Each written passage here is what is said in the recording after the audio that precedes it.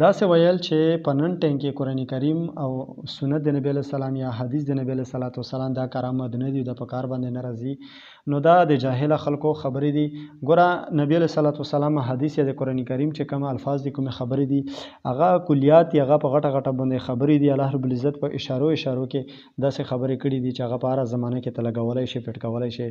عمر رضی الله عنه به فرمایل چې ان بني اسرائیل قد مضوا وانتم تغنون یا امت محمد، چې بني اسرائیل تر شوي دي ډېرې خبرې په قرآن کریم کې له نورو اقوامو تذکره به کېږي چې بني اسرائیل وایه، یهودو یې، نصاراو. نو دا به دا نه وایي چې بس د هغه ټایم خلکو سره وې دا خبره او نن ټایم خلکو سره نه لګي. یا ځینې خلک وایي چې یاره پښتون کې تعلیم نه و او خلکو کې شعور نه و، نه پوهېدل، نه غوره پر قرآن کریم د حدیثو ضرورت و. قرآن کریم او حدیث دا داسې کتابونه نه دي چې ګنې دا ته په یوه زمانه پرې خاص کې وایي چې اوس خلک هوښیار شوي دي، ګنې د دې کتابونو نشته دی.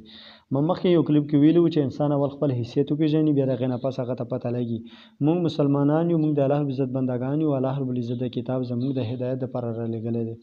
که زه او ته هر څومره هوښیار شو، هر څومره ځان ته قابل او تکړه وایو، خو د الله رب العزت نه زما او تا ذهن تېزېدلی نه شي.